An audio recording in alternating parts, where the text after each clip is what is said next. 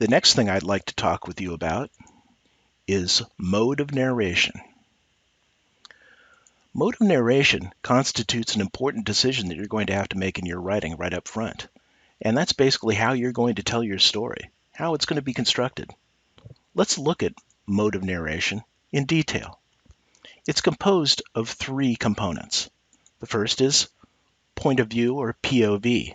This is basically who's telling the story. The next is voice. That's basically how they're telling the story. And then there's tense. That's basically when did the story take place? Past, present, or future. Let's dig into more detail by looking at point of view. Once again, you have 3 point of views to consider. First person. This is typically the narrator is yourself.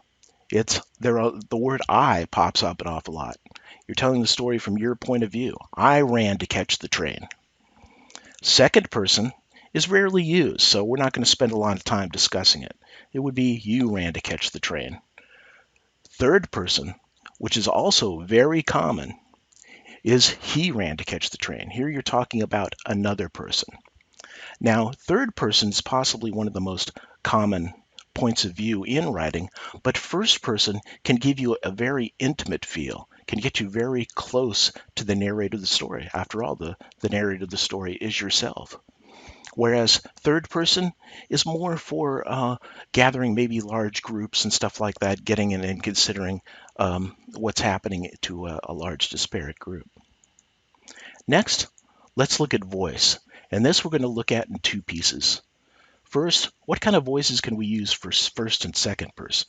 Well, actually first person, since we're not considering second person. The first is an internal monologue, which is what I was just having there, a stream of consciousness, you might say, or also know it as. This is the rattlings of the internals of the mind. Unless you're a very advanced writer, I wouldn't suggest this particular voice. It's hard to keep the reader captivated with a stream of consciousness. More common, in fact, the most common for first person is character. The narrator can be involved or not involved in the story, but there's basically a character who is narrating the story. Okay. The final is epistolary. Epistolary. Which are letters or diary entries. Dracula and the Bridges of Madison County are 2 examples of stories that took heavy use of this. Third person has its own particular voices. If we look at it, we have a subjective voice, which means that the narrator knows of the character's thoughts. He is aware of 1 or 2 characters' thoughts and can convey a character's thoughts and feelings. An example would be Tom hated winter and was miserable. The narrator knows what Tom is thinking. Another is third person objective, where the narrator knows no character's thoughts. By his actions, one would guess Tom hated winter and was miserable. We can only tell things by external appearances, since we know of no character's thoughts, at least we being the narrator. Finally, there's third person omniscient, where you know everything. An example of that would be winter was upon the earth and all creatures were miserable. How else would we know that unless we had the God's eye point of view? And the last component is tense. This is when the story happened. Tense is very simple. You have past tense.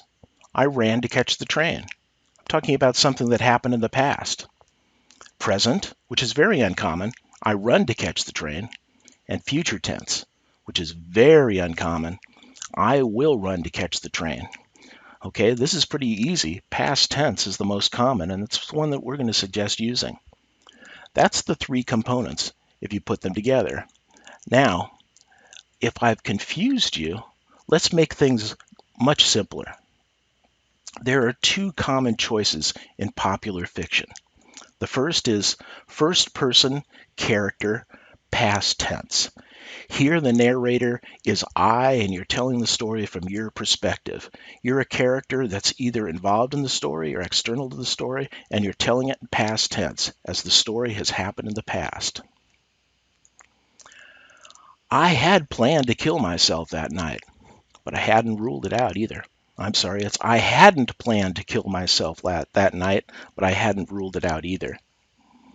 Next, we'll look at the second most popular, or not the second most popular, the second popular choice is third person subjective past tense.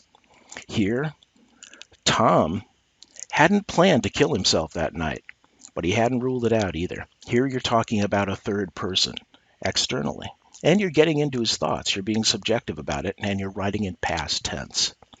So if all of these slides have confused you, we've just simplified it down to these are the most common. I would suggest choosing first person character past tense or third person subjective past tense. Go back and review the slides if you're not quite sure what that means. Finally, rules of narration. One of the reasons that I told you about these rules is that it's important that you use a consistent point of view, voice, and tense as you write your story. Don't change from present to past tense. Don't head hop too much as far as point of view, and don't go from omniscient down to a personal. Don't jump from I to he. Stick with what you're doing. And then, of course, there's always the ever-present rule. Don't worry about breaking the rules if you know what you're doing. It's okay to mix narrative modes. In fact, I know in one case, my wife successfully in the Butterscotch Jones mystery series used first-person point of view for the main narrator and then jumped to other characters' minds using third person to tell their story, everybody else from the story. It worked very well. That's all that I have to say on the rules of narration. I hope that I haven't confused you too much and that I've given you something to think about. What are going to be your own personal modes of narration or your own personal mode?